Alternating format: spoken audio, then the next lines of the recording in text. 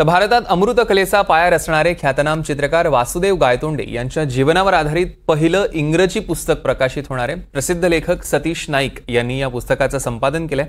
Gaitonde between two mirrors असं या पुस्तकाचं नाव आहे। 21 तारखेला प्रकाशित होणाऱ्या या पुस्तकाची किंमत तब्बल 12,500 रुपये इतकी आहे। नेमकी या पुस्तकामागची संकल्पना काय आहे, पुस्तकाचं वैशिष्ट्य नेमकं काय आहे, याबाबत पुस्तकाचे लेखक प्रकाशक सतीश नाईक यांच्याशी संवाद साधलाय आमचे प्रतिनिधी अक्षय कुडकेलवार यांनी।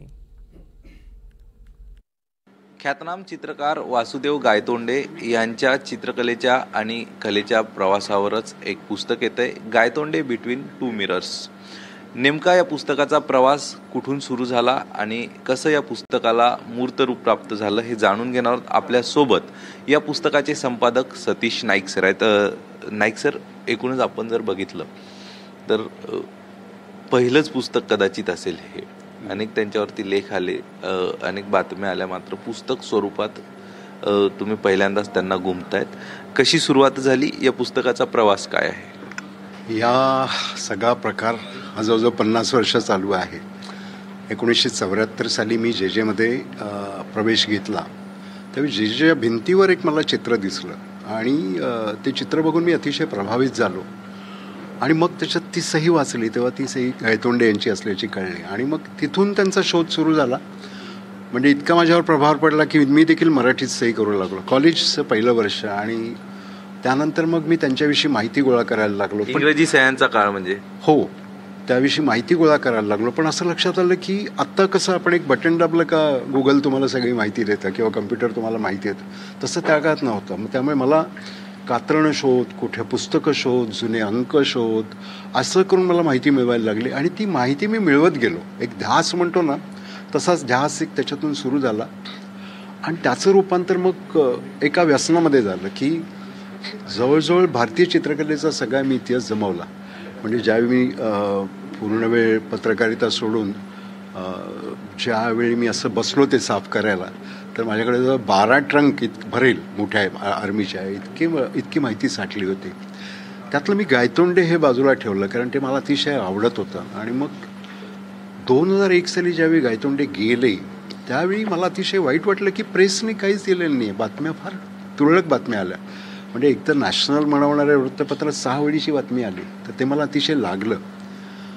मग मी असं ठरवलं की आपणच काहीतरी करायला पाहिजे। जर एवढ्या मोठ्या चित्रकाराला जर काही करायला पाहिजे, श्रद्धांजली द्यायला पाहिजे, तर आपलंच काम आहे ॲज आणि त्यावेळी मी एक मासिक 87-80च्या दशकात चालवत होतो, वार्षिक चिन्ह नावाचं।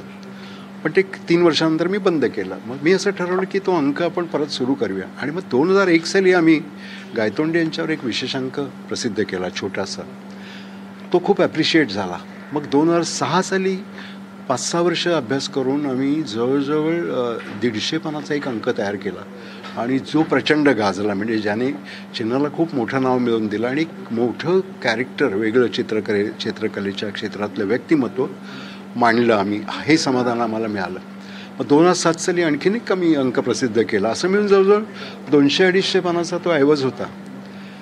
मग मला असं वाटलं की आता कुणीतरी आपला एवढा जर आवडता चित्रकार, त्याच्यावर आपण सगळी संदर्भ साधनं उभी करून दिली आहेत उपलब्ध, तर कुणीतरी याच्यावर अंक काढील, पुस्तकं काढील। जे लोक कोट्यावधी रुपयाला पेंटिंग विकत आहेत त्यांची, ते तरी काहीतरी करतील।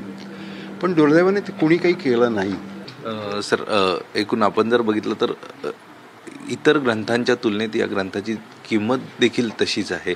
जवळपास 12,500 रुपयाचा हा ग्रंथ आहे। काय यामाग, म्हणजे यामागची भूमिका असं काहीच नाही।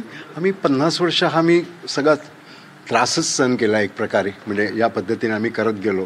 आमच्याकडे काहीच नसताना आम्ही उभं केलं आहे आणि आता हा जो कोरोना कालखंडानंतर ह्या छपाईमध्ये खूप मोठे फरक झाले। कागद जो आम्ही परदेशी वापरला आहे तोही, त्याची पण कॉस्ट खूप दर्जेदार अतिशय आहे। छपाई आम्ही हैदराबादच्या सर्वोत्कृष्ट भारतातला प्रेस आहे, प्रगती प्रेस, त्याच्यामध्ये केली आहे। चित्रांसाठी आम्ही कुठलंही काही कॉम्प्रोमाइज केलेलं नाही आणि कुठेच काही कमी पडू दिलं नाही आहे। त्यामुळे ही कमी जास्त वाटते किंमत, पण जर नीट आपण हे केलं तर ती रिजनेबल आहे असं मला वाटतं। आणि आम्ही काही म्हणजे आम्ही थेट हे करत असल्यामुळं, विक्री करण्याचा प्रयत्न करणार असल्यामुळं आम्ही त्या कलावंतांना किंवा कलारसिकांना नक्कीच सवलत देऊ याच्यामध्ये। पण कुठंतरी एक समाधान वाटतंय? येस, नक्की। मराठी, हिंदी, इंग्लिश अशा तिन्ही भाषेत सगळं आल्यानंतर मला असं वाटतं माझं काम मी पूर्ण केलं. मी जे मिशन घेतलं होतं ते मिशन पूर्ण झालं डेफिनेटली.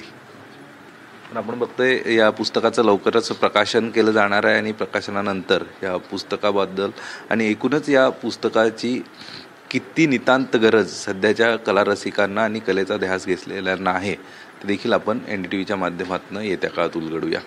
कॅमेरा पर्सन संतोष पालवणकरसह अक्षय कुडकेलवार, NDTV मराठी, मुंबई.